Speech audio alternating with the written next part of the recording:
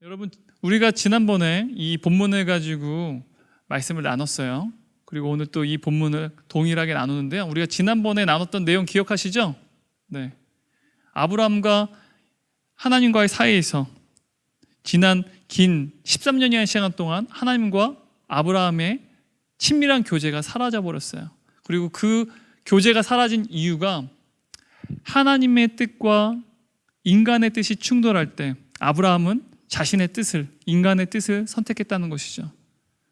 하나님의 뜻이 아니라 나의 길을 선택할 때, 내가 삶의 주인이 될 때 하나님과의 친밀한 교제는 무너진다, 망가진다라는 사실을 우리가 지난 시간에 함께 나눴어요. 그래서 오늘은요, 하나님과의 관계 속에서 우리가 친밀한 교제, 하나님과의 친밀한 교제를 나누기 위한 방법에 대해서 나누려고 해요. 나의 뜻이 아니라, 내가 삶의 주인이 되는 것이 아니라 하나님의 주인이 되시는 삶, 하나님의 뜻을 선택하는 삶을 살기 위해서는 하나님의 친밀한 교제가 우리의 삶 가운데 있어야만 하는데, 하나님과 친밀한 교제를 이루는 그 방법에 대해서 오늘은 여러분과 함께 나누려고 합니다. 여러분, 오늘날 많은 현대인들이요, 우울증에 빠져 있다라고 해요. 왜 우울증에 빠져 있는가? 삶이 비관적이어서 우울증에 빠진 것이 아니라 늘 남들과 비교하면서, 나보다 더 나은 누군가와 나를 비교하면서, 그래서 우울증에 빠진다라고 얘기를 해요. 남들과 비교하면서 나보다 더 나은 사람들은 이름이 있는 존재가 된 것 같고, 나보다 보잘것 없어 보이는 나는 이름이 없는 존재가 되어버린 것 같아요. 그래서 우울하다라는 거죠.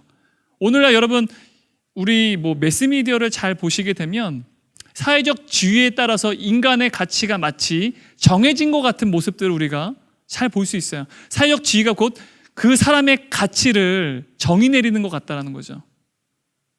그 사회적 지위가 더 높은 사람들이 되려고 사람들은 열망해요. 왜요? 그것이 바로 인간의 가치를 정의 내리기 때문에 많은 사람들이 자신의 지위를 더 높이려 한다는 거죠. 그래서 이러한 차별이 있는 시대 가운데 우리는 살아가고 있어요. 그것이 여러분, 여러 정치인들, 여러 사회적 이슈, 이런 것들이 제가 말하지 않더라도 잘 알 수 있잖아요. 그죠? 지금 막 온라인으로 되다 보니까 제가 누구누구라고 이름을 또 이야기하기 좀 그래요. 네. 여러분 너무 잘 아리라 생각해요. 이런 이슈들, 사회적 지위에 따라서 그 사람의 인간의 가치가 정의 내려지는 시대. 그래서 사람들은요, 돈, 명성, 영향력을 몰두하며 얻으려고 해요. 왜요? 돈, 명성, 영향력을 통해서 자신의 사회적 지위를 조금 더 높이기 위해서라는 거죠. 사회적 지위가 더 높아지면 인간의 가치가 더 존엄성을 가진 것 같고, 나의 이름이 더욱더 있는 존재, 이름이 없는 존재가 아니라 누구나 이름이 있죠. 하지만 모두가 알아주는 그러한 이름이 있는 존재 알죠? 스티브 잡스, 이건희 회장, 여러분이 알만한 그 이름이 있는 존재가 되기를 원한다는 거예요. 왜? 사회적 지위가 있는 존재, 모두가 가치 있게 여긴 존재가 되기 위해서는 거죠. 근데 우리가 경쟁 사회 속에 살아가면서 경쟁에서 뒤처질 때 우리는 이름이 없는 존재가 된 것처럼 느껴져요. 이름이 없는 존재라고 느껴질 때 우리의 내면 속에서는요, 불안이 고개를 뜹니다. 나는 이름이 없는 존재야. 앞으로의 나의 인생도 이러할 거야. 변화가 없을 거야 라고 하는 이 불안이 우리의 내면 가운데 꿈틀꿈틀 머리를 치켜든다는 거죠. 여러분, 오늘 본문은요, 마치 이름이 없는 존재처럼 살아가는 우리에게 하나님께서 너희는 이름이 없는 존재가 아니야, 마치 이름이 없는 존재처럼, 또한 사회적 지위에 따라서 우리의 또한 인간의 가치가 정의 내려진 이 시대 속에서 너는 그러한 존재가 아니야 라고 말씀하시는 하나님의 음성이 오늘 본문 가운데 또한 담겨져 있어요. 오늘 본문을 보면요, 아브라함이 하나님과 13년이라는 시간 동안 친밀한 교제가 사라져요. 그런데 하나님께서는요, 그를 그대로 내버려 두지 않으세요. 왜요? 아브라함을 하나님께서 선택하셨기 때문이죠. 마치 우리를 선택하시고 우리에게 사랑하시는 것처럼 하나님께 사랑하시는 하나님의 자녀들에게는요, 하나님께서 그냥 망하게 내버려 두지 않는다라는 거죠. 우리는 이것을 은혜라고 부른다고 이야기했어요. 하나님께서 친히 하늘로부터 내려오셔서 아브라함을 찾아오시죠. 그리고 그 아브라함에게 새로운 이름을 주신다는 것을 오늘 5절 말씀을 통해서 우리는 알 수 있어요. 제가 오늘 자막을 미리 영상팀에게 주지 않았어요. 그래서 여러분 성경을 잘 찾아봐야 돼요. 성경을 잘 찾고 함께 읽도록 할게요. 그리고 혹시 성경이 없는 분들은 제가 구두로 읽어드릴 때 귀를 쫑긋 열고 집중해서 들으시기 바라요. 5절 말씀입니다. 이제 후로는 내 이름을 아브라함이라 하지 아니하고 아브라함이라 하리니 이는 내가 너를 여러 민족의 아버지가 되게 하려 함이니라. 여기서 아브라함이라는 이름, 이제 아브라함이 아니라 아브라함이라고 하는 이름은요, 열국의 아비, 열국의 아버지라는 의미를 담고 있어요. 열국의 아버지. 하나님께서 아브람에게 아브라함, 너는 이제는 열국의 아비가 될 것이다. 새로운 이름을 그에게 부어주시고 그를 새로운 이름으로 부르셨어요. 이름을 새로운 이름으로 계명하시고 그 이름을 부르셨다라는 거죠. 여러분 여기서 굉장히 중요한 의미가 있어요. 전능하신 하나님께서 아브람을 이제는 새로운 이름인 아브라함, 열국의 아비라고 하는 의미를 가진 그 이름으로 부르셨다라는 거죠. 여러분 하나님이 전능하신 하나님께서 이름을 부르신다는 것은 어마어마한 의미가 있습니다. 왜냐하면 하나님께서 그 이름을 부르고 말씀으로 명하실 때 어떤 일이 벌어졌을까요? 태초에 하나님이 천지를 창조하실 때 빛이 있으라 하시니 빛이 생겼다라는 거죠.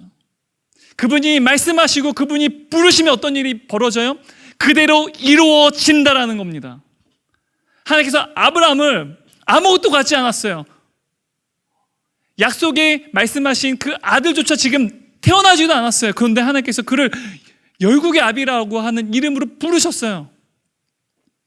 그가 살아생전에는 이루어지지 않았을지 모르지만 하나님께서 어떻게 하셨습니까? 전능하신 하나님께서 아브람을 아브라함, 열국의 아비라고 부르시니 그가 열국의 아비가 되었다라는 거예요. 하나님께서 이름을 부르신다라는 것, 그의 말씀으로 행하신다는 것은요, 반드시 이루신다라는 것을 담고 있어요. 왜요? 하나님 전능하신 하나님이시기 때문에. 하나님 전능하신 하나님이시기 때문에 우리의 눈으로 보지 못할지라도 하나님께서 반드시 이루시는, 성취시키시는 하나님이시라는 거죠. 하나님께서 아브라함이라는 이름 부르시자 하나님께서 부르신 그 이름대로 이루어졌어요. 전능하신 하나님께서 아브라함에게 이렇게 말씀하셨어요. 너는 아브라함이라, 열국의 아비라. 내가 너에게 약속하지 않았니? 내 후손은 하늘의 별처럼 그리고 바다의 모래처럼 편만할 것이고 내가 약속한 이 모든 땅을 너에게 주리라. 너는 지금처럼 살아서는 안 된다. 내 인생은 바뀌어야 된다. 그래서 너는 아브라함이야. 이제 내 이름은 열국의 아비다. 내가 너를 불렀다. 내가 부른 대로 된다. 나는 전능한 하나님이다. 바로 이 하나님의 말씀이 지금 오늘 본문 가운데 담겨져 있다는 거죠. 하나님께서 아브람을 아브라함, 열국의 아비라고 하는 이름으로 부르기자 여러분 하나님이 부르신 그 이름대로 성취되었어요. 그를 통해서 아랍 족속이 태어났습니다. 아랍 족속의 조상이 누군가요, 여러분? 이스마엘이에요. 이스마엘. 지금 중동 지역 그리고 아프리카 지역을 이제 아랍 족속이라고 말하는데요. 그들은 이스마엘의 후예예요. 특히 중동에 있는 아랍 족속들. 그래서 무슬림들이죠. 이슬람교를 믿는 무슬림들이 대부분 이제 이스마엘의 후예인데요. 심지어 뭐 아시아 쪽에도 많은 이슬람들이 있어요. 뭐 이러한 이슬람들 다 합치면 20억 정도가 된대요. 근데 중동에 있는 아라빅 그 무슬림들은요 인원이 거의 한 약 7억 정도가 돼요. 그러니까 이스마엘의 후예들, 진짜 이스마엘의 혈통으로 태어난 아랍인들, 중동에 있는 이스마엘 후예들은요 약 한 7억 정도. 그래서 무슬림이 약 7억이라고 하는데요. 이들은요 자신의 선조가 이스마엘이고 이스마엘의 아비가 누구예요? 아브라함이죠. 그래서 그들은요 아브라함이 자신의 선조라고 말해요. 그리고 여러분 이삭의 후예들이 있습니다. 바로 유대인들이죠. 유대인들이 지금도 팔레스틴 지역에 살고 있고 세계 여러 유럽과 미국을 중심으로 여러 나라에 흩어져 살고 있어요. 이러한 사람들. 그리고 이제는 아브라함의 후손이요 어떠한 혈통에 의해서뿐만이 아닙니다. 이제는 예수 그리스도를 통해서 그의 이름을 영접하고 그를 주라고 시키는 자마다 새로운 아브라함의 후손이 되었어요. 우리 모두가 바로 새로운 아브라함의 후손들이죠. 그래서 그리스도인들, 기독교라고 하는 종교를 믿는 그리스도인들, 이러한 인원이 전 세계 한 20억 정도 된다고 그래요. 그러니까 지금 현재 제가 검색을 해보니까 현재 인구수가 약 한 77억 되더라고요. 예전에 막 60억이라고 했었는데 지금 약 77억 정도가 된다는데요. 약 절반이 아브라함의 후손이에요. 역사적으로 하나님께서 진짜 이루셨습니까? 이루지 않으셨습니까? 전능하신 하나님께서 무수한 하늘의 별처럼 해변가의 모래처럼 하나님께서 실제로 이루셨다라는 거예요. 아브라함의 후손들이 전 세계 인구수의 반에 이르는 그러한 어마어마한 숫자가 이제는 아브라함의 후손이 되었다라는 거예요. 전능하신 하나님께서 아브라함을 아브라함이라고 부르시니 그가 열국의 아비가 되었다라는 거예요. 하나님께서 부르신 대로 되었어요. 여러분, 그가 온전한 믿음의 조상이 된 이유는요, 그의 탁월함 때문이 아니었어요. 하나님 때문이었어요. 전능하신 하나님 때문에 그는요, 불완전한 믿음을 가진 소유자였지만 완전한 믿음을 가진 소유자가 되었다라는 거죠. 하나님이 그를 부르시니, 열국의 아비로 부르시니, 여러분, 그는요, 그가 살아 생전에 큰 땅을 정복한 적이 없어요. 전쟁을 일으켜서 거대한 제국을 만든 적도 없어요. 그런데 수많은 열국의 아비가 되었다라는 거예요. 여러분, 그는요, 그가 죽기 직전에 산 땅은요, 막벨라 굴이라고 하는 그 헤브론에 있는 작은 땅뿐이었어요. 가로 세로가요, 가로 61m, 그리고 세로 36m밖에 되지 않는 땅이에요. 지리적으로 너무나도 협소하고 너무나도 작은 땅이에요. 보잘것없는 땅이에요. 그리고 그의 눈은요, 실제 그의 눈에 보이는 아들은요, 이스마엘이 유일해요. 이스마엘, 13살이 된 이스마엘이 유일해요. 근데 하나님께서는요, 아직 태어나지도 않았어요. 이름만 알아요. 이삭이라 하라. 하나님께서 약속하신 그 아들 보지도 못했어요. 아직 태어나지도 않았어요. 그런데 지금 이스마엘과 언젠가 하나님께서 이루실, 약속해 주신 그 아들, 그가 소유한 전부였어요. 하지만 하나님께서는 그분의 말씀대로, 하나님께서 부르신 대로 아브라함을 열국의 아비로 이루셨다는 거예요. 여러분, 성경에서 여러분 이름을 개명하는 사건들, 하나님께서 이름을 새로운 이름으로 부르시는 사건들이 여러 등장해요. 아브라함이 있고요, 또 야곱도 있어요. 또 뭐 신약 성경을 보면 예수님께서 제자를 부를 때 베드로, 시몬이라고 하는 이름을 게바, 베드로라고 하는 이름으로 바꾸어서 부르세요. 이러한 이름을 새로운 이름으로 바꾸어진 이 계명 사건들이 보통 등장하는데요, 성경에서 이름이 바뀐다는 것은 한 인생의 어마어마한 전환점을 나타내요.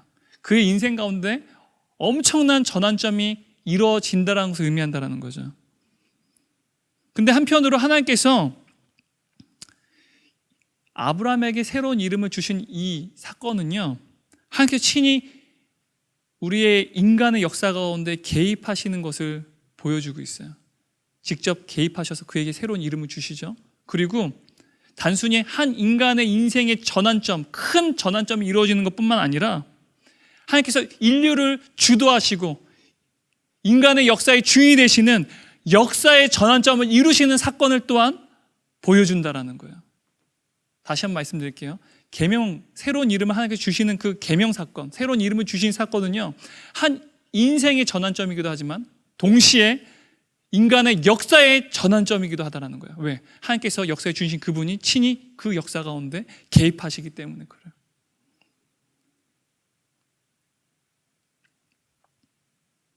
사랑하는 여러분, 오늘 우리가 읽은 이 본문 가운데 아브라함에게 행하신 이 역사적인 이 사건, 새로운 이름을 주신 이 역사적인 전환점은요, 그냥 아브라함에게만 의미 깊은 사건이 아니라 이제는 아브라함의 영적인 후손이 된 우리에게 너무나 영광스러운 역사적인 전환점이라는 거예요. 여러분과 저에게, 저와 여러분에게 너무나도 영광스러운 역사적인 전환점이라는 거예요. 우리에게도 이 이름이 바뀌어지는 이 사건을 통해서 주어지는 영광스러운 은혜가 있다는 거죠. 창세기 26장 24절 말씀 한번 읽어볼까요? 창세기 26장 24절 말씀이요, 제가 읽어드릴게요. 그 밤에 여호와께서 그에게 나타나 이르시되 그는요, 여러분 여기서 이삭입니다. 나는 내 아버지 아브라함의 하나님이니 두려워하지 말라. 내 종 아브라함을 위하여 내가 너와 함께 있어 내게 복을 주어 내 자손이 번성하게 하리라. 이삭에게 나타나시고 그에게 나는 내 아버지, 네 아비 아브라함의 하나님이니 두려워하지 말라. 그리고 예수님께서 신약시대에 이르러서도 이렇게 또 말씀하세요. 우리에게 주신 말씀인데 마태복음 22장 32절 말씀이에요. 제가 읽어드릴게요. 나는 아브라함의 하나님이요 이삭의 하나님이요 야곱의 하나님이로라 하신 것을 읽어보지 못하였느냐. 나는 아브라함의 하나님, 이삭의 하나님, 야곱의 하나님이라는 사실 너희는 읽어본 적이 없느냐라고 지금 예수님께서 말씀하고 계세요. 이 사건이 바로 아브라함에게 새로운 이름을 주신 사건이라는 거예요. 잘 이해가 되지 않죠? 왜 이것이 우리에게 역사적으로 너무 큰 전환점이 되는가? 저는요, 제 아내를 부를 때 가능하면 제 아내 이름 불러요. 제 아내 이름이 정다운이에요. 이름 되게 예쁘죠? 네. 정다운이에요. 그래서 지나가다 보면 정다운 약국, 정다운 교회 되게 많아요. 그래서 제 아내 이름 굉장히 어떻게 보면은 좋은 어감을 가지고 있는데요. 제 아내한테 정다운, 다운아 라는 이름을 많이 불러요. 왜냐하면 이제 보통 이제 제 아들이 한이다 보니까 한이 엄마라고 하는 호칭을 부를 수도 있는데 중년이 되면 여성이 자신의 이름을 잃어버린다고 해서 자신의 이름을 부르는 남자에게 굉장히 호감을 느낀다라는 것을 제가 뭐 신문을 통해서 막 본 것 같아요. 그래서 그러한 일이 절대로 벌어지지 않도록 자신의 이름을 절대로 잃어버리지 않도록 저는 제 아내 이름을 정다운, 다운 씨이라는 이름으로 불러요. 근데 종종 한이 엄마라는 이름을 쓸 때가 있어요. 사실 자주는 안 쓰는데 한이 엄마라는 말을 쓸 때가 있어요. 제 아내도 저한테 한이 아빠라는 호칭 많이 안 쓰긴 하지만 여보라는 말 많이 쓰는데 한이 아빠라고 하는 호칭을 쓸 때가 있어요. 근데 여러분,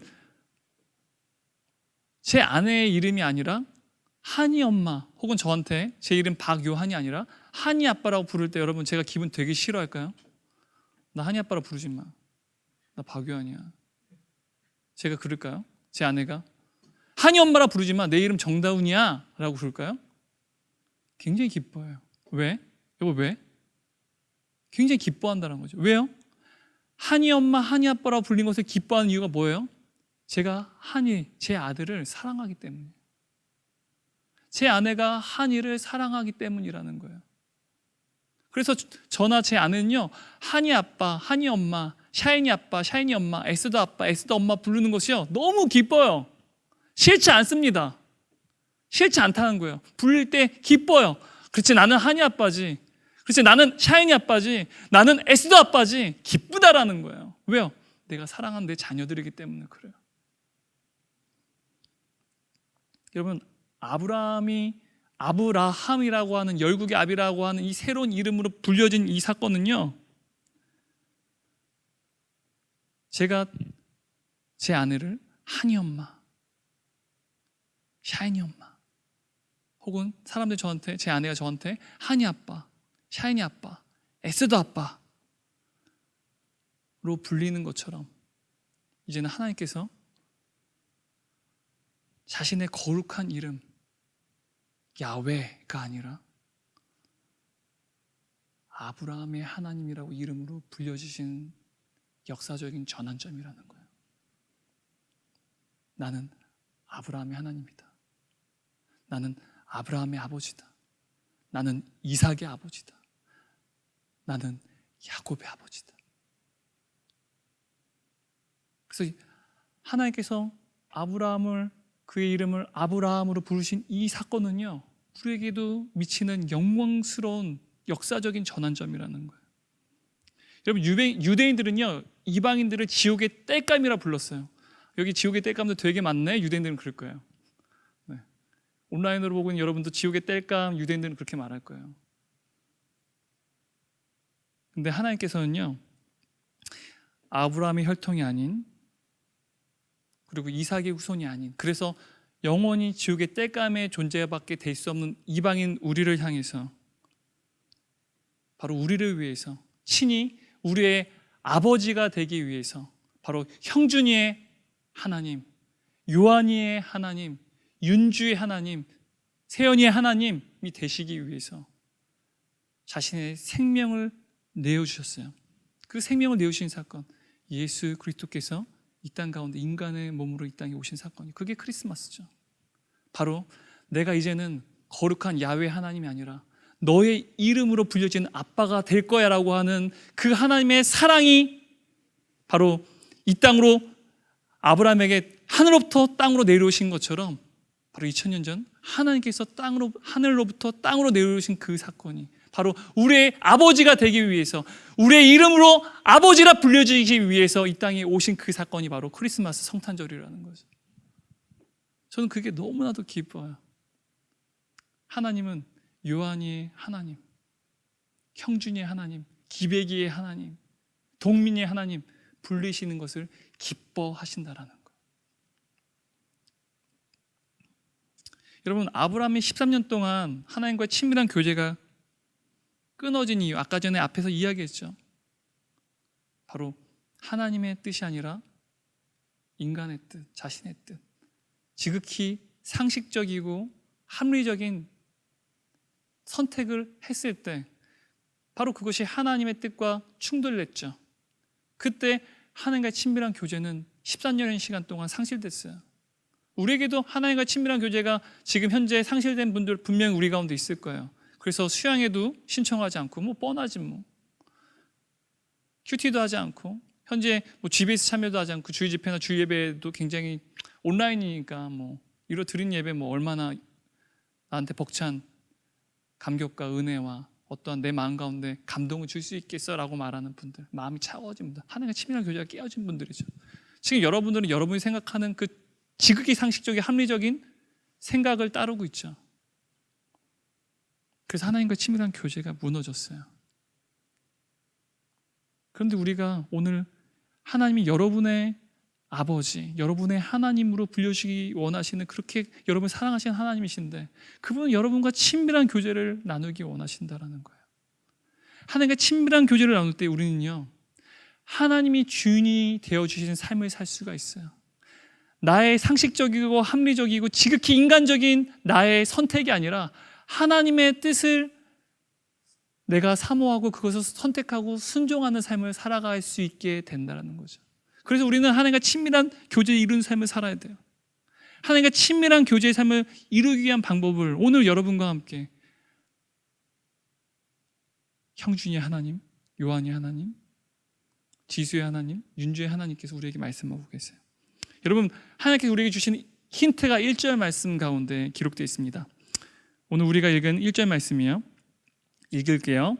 아브라함이 99세 때 여호와께서 아브라함에게 나타나사 그에게 이르시되 나는 전능한 하나님이라. 너는 내 앞에서 행하여 완전하라. 너는 내 앞에서 행하여 완전하라. 너는 내 앞에서 행하여 완전하라. 이 말씀을요, 현대인의 성경으로 제가 다시 한번 읽어드릴게요. 나는 전능한 하나님이다. 너는 나에게 순종하며 내 앞에서 흠 없이 살아라. 내 앞에서 흠 없이 살아라.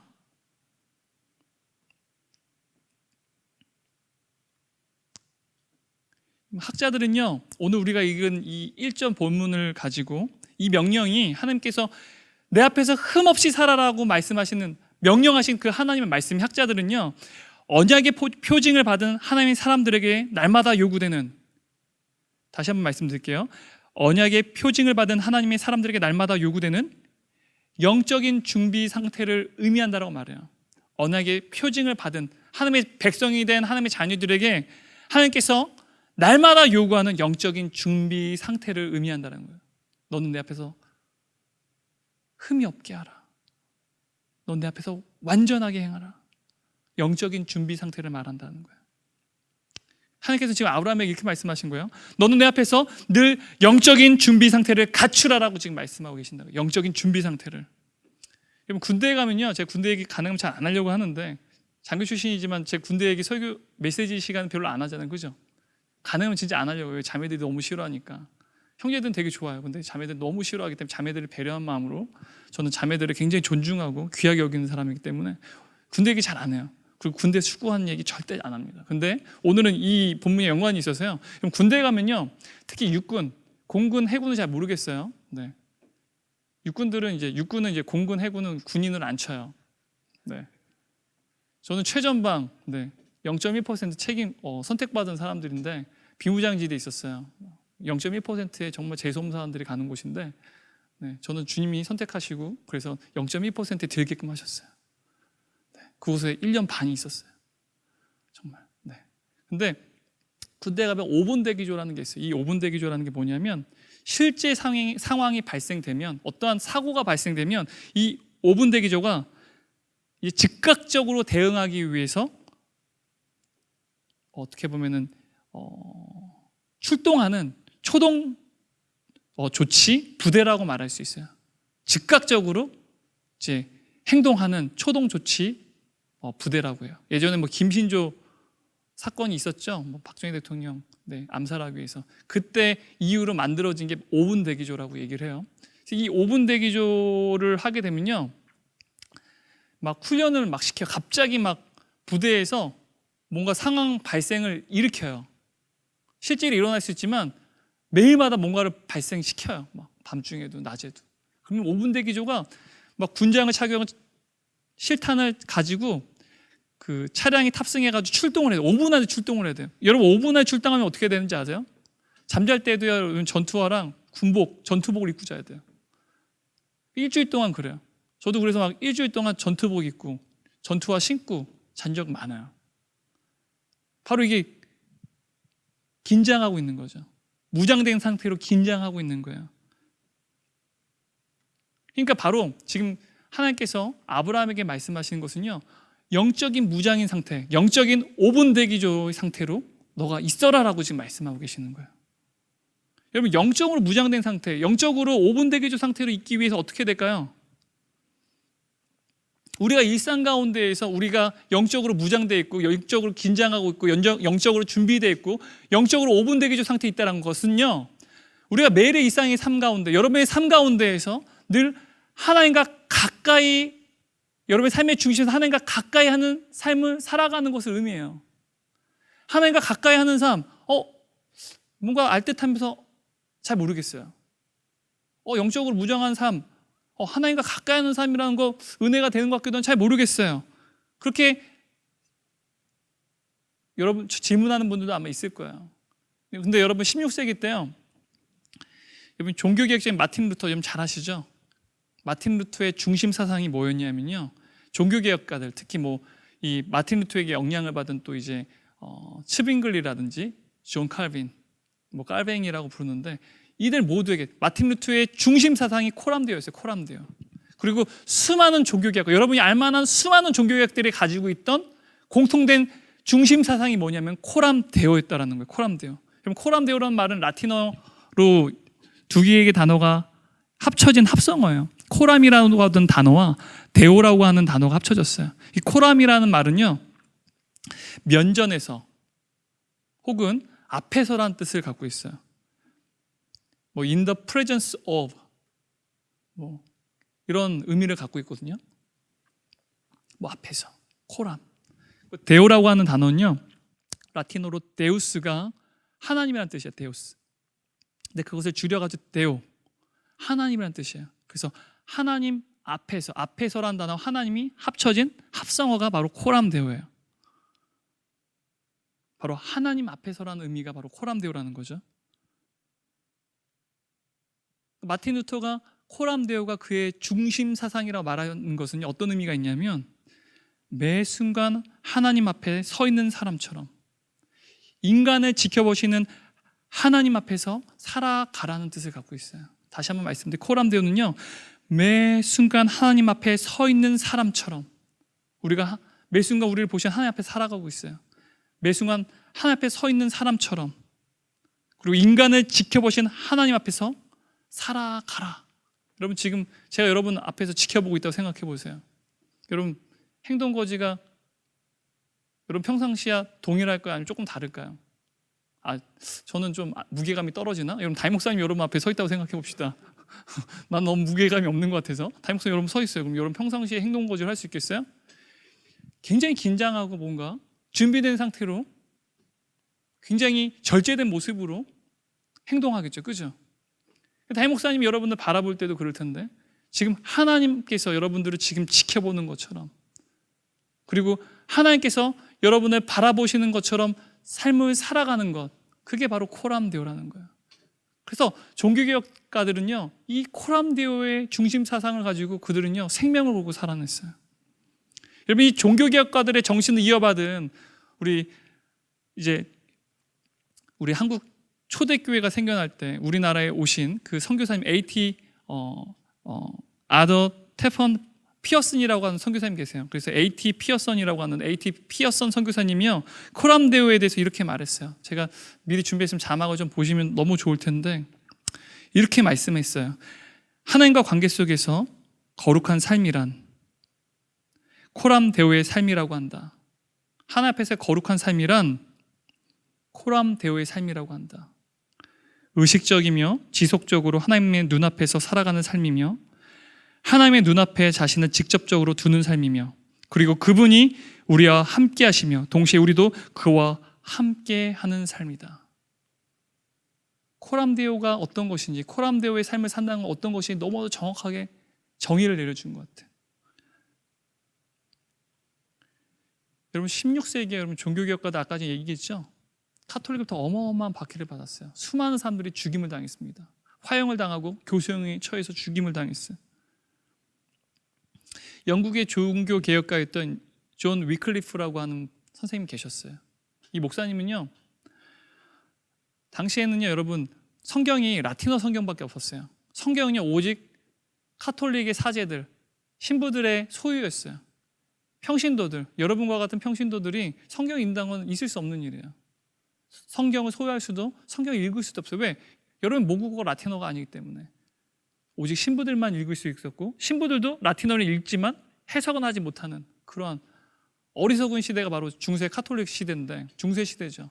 그런데 이 존 위클리프라고 하는 목사님은 성경을, 영국에 있는 영국 사람들의 모국어 뭐예요 여러분? 영어죠. 이 라틴어 성경을 영국 모국어, 그래서 영어로 번역을 했어요. 그래서 성도들이 자신의 언어로 성경을 읽을 수 있게끔 번역을 했다는 거죠. 그리고 1328년 최초로 성경을 영어로 번역해냈어요. 당시에 수많은 카톨릭 사제들이요, 존 위클리프를 처형시키라고, 그리고 그를 이단으로 정죄하라고 카톨릭에 있는 바티칸에 건의했어요. 그리고 수많은 제후들이, 그리고 수많은 카톨릭의 종교 지도자들이 존 위클리프를 죽이기 위해서 혈안이 되어 있었어요. 존 위클리프가 죽은 이후에, 그가 성경을 번역한 이후에 100년이 지난 이후에도요, 존 위클리프가 영어로 번역한 그 모국어 성경을 읽는 사람들은요, 그 성경을 목에 건 채 화형을 당했어요. 존 위클리프는요, 모든 사람들 자신을 잡으려고 했어요. 그래서 그는요, 자신은 곧 제후들이나 카톨릭 지도자들에 의해서 잡힐 거고, 그래서 자신은 순교당할 것이라는 사실에 대해서 늘 염두하고 살았어요. 그것이 곧 일어날 것이라고 생각하고 살았어요. 근데 그는요 조금도 용기를 잃지 않았어요. 그가 이렇게 고백했어요. 어찌하여 너희들은 순교자의 면류관을 멀리서 찾고 있노라고 말하느냐. 그리스도의 복음을 저 교만한 주교들에게 전하라. 그리하면 순교는 틀림없이 오고 말 것이다. 살아 침묵을 지키고 있어야 한다고? 결탄코 안 될 말이다. 탄압하려거든 해보라. 나는 그 일이 있기를 기다리고 있다. 그 순교당한 것을 늘 준비하고 살았다는 거예요. 날마다 생명이 위협되는 그런 절망적인 상황 속에서 존 위클리프가 선택할 수 있는 방법은 무엇이었냐면 코람데오, 하나님 앞에 살아가는 방법 외에는 다른 방법이 없었어요. 죽음의 위기 속에서, 죽음의 두려움 속에서 코람데오, 하나님 앞에 사는 것 외에는요, 그가 행할 수 있는 방법이 없었어요. 그러자 전능하신 하나님께서 자신의 종인 존 위클리프를, 그가 많은 제후들과 카톨릭 종교 지도자의 죽임을 당하지 않도록 그의 평생 동안 그의 생명을 지키셨다라는 거예요. 존 위클리프를 일평생 동안 죽음의 이로부터 보호하신 그 전능하신 하나님, 그 하나님이 여전히 여러분들을 보호하고 계세요. 존 위클리프의 하나님이 아니라 바로 그 하나님은 바로 우리의 하나님이세요. 여러분을 그 전능하신 하나님께서 동일하게 보호하고 계시다라는 거예요. 사랑하는 여러분, 우리가 하나님과 친밀한 교제 속에서 삶을 살아가기 위해서 너무나 중요한 것은요, 우리가 하나님 앞에서 살아가는 거예요. 하나님과 친밀한 교제를 이루는 삶을 살기 위한 방법은요, 우리가 하나님 앞에서 코람데오 하나님 앞에서 살아가는 거예요.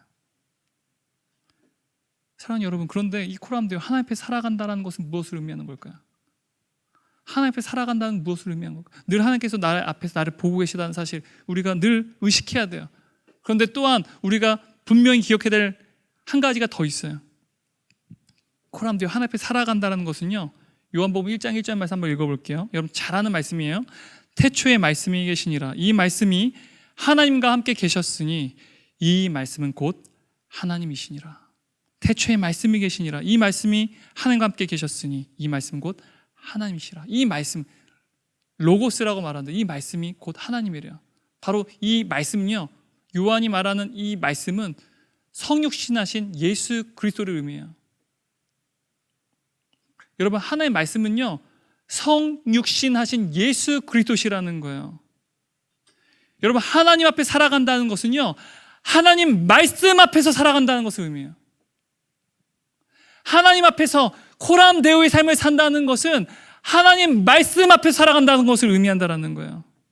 여러분, 하나님 말씀은요, 단지 계시된 문서로 기록된 텍스트가 아니에요. 여러분, 이 성경 여러분 무엇이라고 생각하고 계세요? 거룩한 경전이요?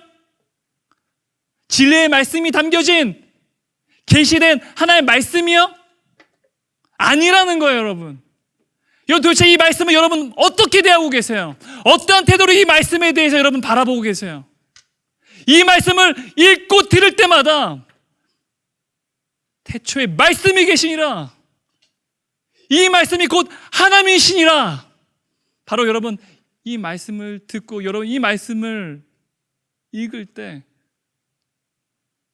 성육신하신 예수 그리스도를 여러분 직접 대면하듯이 그 말씀을 듣고 그 말씀을 읽어야만 한다는 거예요.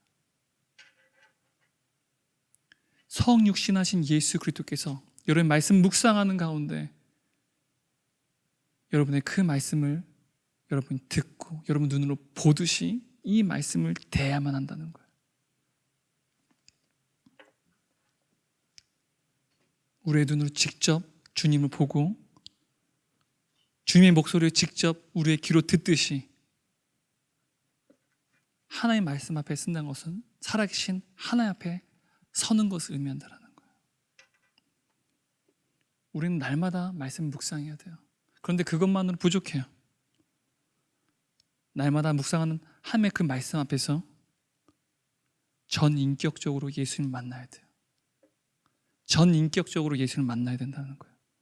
여러분 삶의 중심에서 하나님의 말씀을 묵상하고 하나님의 말씀을 들을 때마다 여러분 삶의 중심에서 하나님의 말씀을 묵상하고 하나님의 말씀을 들을 때마다 살아계신 예수 그리스도를 전인격적으로 여러분들이 눈으로 보고 그분의 목소리를 귀로 듣듯이 말씀을 대해야 된다는 거예요.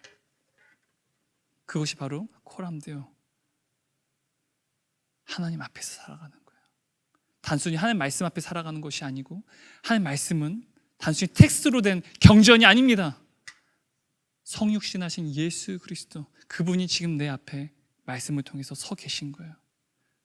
말씀을 전인격적으로 대해야 된다는 거예요.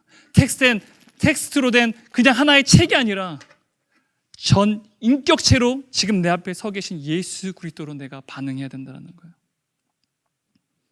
하나님의 말씀을 여러분 묵상할 때 내가 하나님 앞에 선다라는 것은요, 내가 하나님의 말씀 묵상할 때 우리의 삶의 태도와 생각과 말과 행동이 하나님이 마치 지금 내 앞에 가까이 서 계신 것처럼 거룩하게 반응하고 거룩하게 생각하고 거룩하게 말하고 거룩하게 행동하는 것을 바로 코람데오라고 말한다. 사랑하는 여러분, 우리는 날마다 경쟁이 뒤처지다 보니 마치 우리는 이름이 없는 존재처럼 여겨질 때가 많아요. 그래서 우리의 내면은요, 늘 뱀이 머리를 치켜 늘듯이 우리의 마음 가운데는 불안이 스물스물 고개를 쳐듭니다. 하지만 아브라함을, 그 미천하고 너무도 부족하고 불완전한 그 아브라함을 하나님께서 친히 그에게 새로운 이름, 아브라함, 여국의 아비라는 그 새 이름을 주심으로 말미암아 그 전능하신 하나님께서 아브라함을 부르셨듯이 우리를 부르셨어요. 단순히 아브라함에게 이름을 부르셔서 그의 아버지가 되어주신 그 사건이 아니라요, 이제는 우리의 아버지가 되어주셨다는 거예요. 전능하신 하나님께서 자신의 이름 야훼가 아니라 우리의 이름으로 불려진 아버지가 되기를 원하시는 그 사건이 아브라함에게 새로운 이름을 주신 사건이라는 거예요. 이런 마음 가운데 불안이 있는 여러분들, 하나님이 여러분의 아버지가 되세요. 우리 아버지는 전능하신 분이십니다. 그 전능하신 분은 부르시고 말씀하시면 반드시 이루시는 분이라는 거예요. 그 하나님이 우리의 아버지라는 사실을 여러분 믿으시기 바라요. 여러분, 그 전능하신 하나님이 우리의 아버지 되신 믿으시기 바랍니다. 우리의 인생 가운데 하나님의 뜻과 우리의 뜻이 충돌할 때 여러분, 하나님과 친밀한 교제를 이루십시오. 그리고 하나님과 친밀한 교제를 이루는 방법은 하나님의 말씀을, 이 성경을 성육신하신 예수 그리스도께서 우리 앞에 서셔서 우리와 마주하신 것처럼 전인격적으로 그 말씀을 듣고 그 말씀을 읽고 그 말씀에 순종하는 것입니다. 여러분, 이것을 여러분 삶 가운데 믿고 행하시는 우리 드림이 되기를 간절히 소망합니다. 우리 잠깐 찬양하고 기도하도록 하겠습니다. 우리 찬양 잠깐 하시고 우리 기도했으면 좋겠어요. 오늘 말씀 묵상하시면 이 말씀 앞에 섭시다. 우리 찬양을 드릴 때 오늘 주신 이 하나님의 말씀 앞에 섭시다.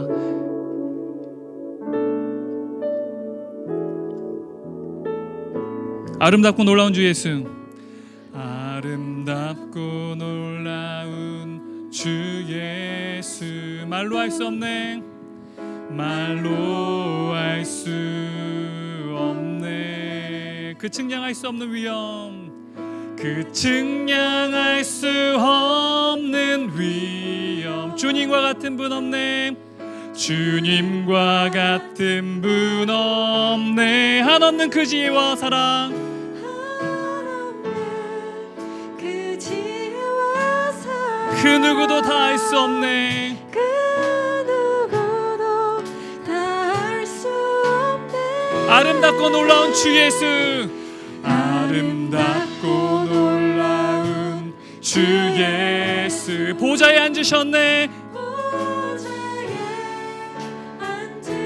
앉으셨네, 주님 앞에 내가 서 있네, 주님 앞에 내가 서 있네, 주 앞에 내가 서 있네, 주는 거룩하신 하나님 그 앞에서 우리 다시 한번 고백하겠습니다. 아름답고 놀라운 주 예수, 아름답고 놀라운 주 예수, 말로 할 수 없네, 말로 할 수 없네, 그 측량할 수 없는 위엄, 그 측량할 수 없는 위엄,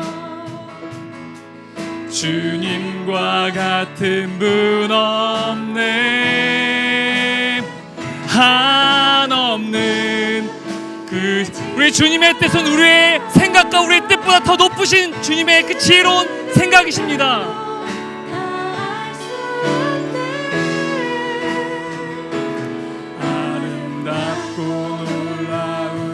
주 예수, 보좌에 앉으셨네,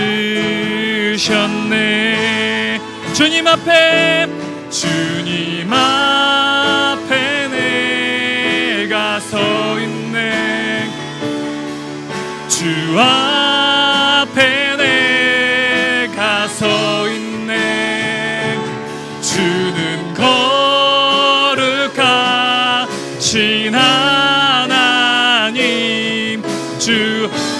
살아계신 예수 그리스도께 전인격적으로 고백합시다. 할렐루야. 주님 앞에 서 있네. 앞에 내가 서 있네. 주 앞에 내가 서 있네. 주 앞에 내가 서 있네. 주는 거룩하신 하나님 그 앞에 서 있네. 주님 앞에 내가 서 있네. 주님 앞에 내가 서 있네. 주 앞에 내가 서 있네. 주는 거룩하신 하나님 그 앞에 서 있네. 주님 앞에 내가 서 있네. 주 앞에 내가 서 있네. 주는 거룩하신 하나님 그 앞에 서 있네. 우리 이 시간 함께 기도합시다. 여러분, 코로나로 인해서 우리의 삶의 진로와 모든 것들이 멈춰져 버린 것 같고, 우리가 계획했던 것들이 모조리 다 멈춰버린 이런 상황 가운데 살아가고 있습니다. 그 어느 때보다 우리 내면에 있는 그 불안이 가장 크게 증폭된 상황 가운데 있습니다. 우리가 불안해하는 이유가 뭡니까? 이름이 있는 존재, 사회적 지위가 인간의 가치를 의미하는 시대. 그래서 지위를 얻기 위해서 더 좋은 직장을 얻고, 더 많은 소득을 얻고, 명성을 얻고, 영향력을 얻는 그 삶, 그것이 우리의 삶의 주된 삶의 목적이 될 때, 반드시 우리 내면에는 두려움과 불안이 마치 뱀이 머리를 치켜든 것처럼 우리의 내면 가운데는 어김없이 불안이 고개를 쳐듭니다. 여러분, 불안 가운데, 두려움 가운데 있는 우리 드림이들 있다면 이 시간 주님 앞에 서 보십시다. 내가 인간의 뜻 가운데 나의 삶의 주인이 내가 되고 있지 않는지, 내가 하나님의 뜻을 따르며 하나님의 주인이신 삶을 살고 있는지 한번 고민해 봅시다.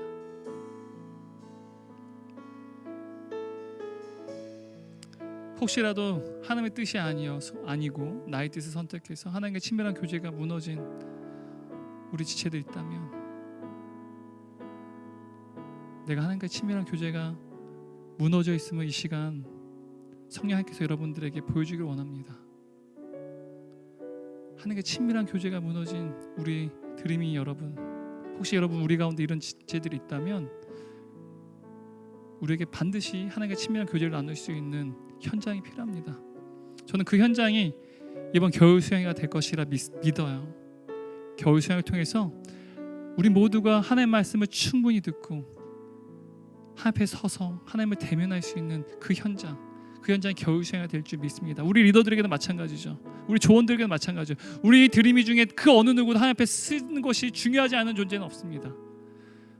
우리가 스스로 하나님 앞에 쓰지 못한다면 하나님 앞에 설 수 있는 현장을 우리가 반드시 소유하여야만 해요. 그것이 영적으로 지혜로운 것입니다. 우리가 말씀을 듣고 말씀 묵상할 때 성육 시전하신 예수 그리스도께서 여러분 앞에 대면하고 있는 것처럼, 서 계신 것처럼 그 말씀을 듣고 그 말씀을 보고 그 말씀에 순종하는 코람데오의 삶을 살아가는 우리 드림이 되기 원합니다. 이 시간 함께 기도하도록 하겠습니다. 하나님, 내가 주님의 뜻을 선택하는 삶, 그래서 하나님과 친밀한 교제를 이루는 삶, 그리고 하나님 앞에 서는 그 삶을 살아갈 수 있게 하여 주옵소서. 기도하겠습니다. 거룩하신 하나님 아버지, 시간 주 앞에 납니다. 성령의 하나님 능력으로 이 시간 역사하여 주셔서 우리의 내면 가운데 하나님이 주께서 일하여 주옵소서. 성령의 능력으로 일하여 주옵소서. 하나님이 우리의 삶의 주인이 되시며 하나님의 뜻을 선택하는 은혜의 삶을 살아갈 수 있도록 주의 역사하여 주옵소서. 성령의 능력으로 일하여 주옵소서. 일하여 주옵소서. 하나님의 주인신 삶을 살아가며 주님과 친밀한 교제 속에서 보람되어의 삶을 살아가는 주의 백성들 될 수 있도록 이 시간 일하여 주옵소서. 성령의 능력으로 역사하여 주옵소서.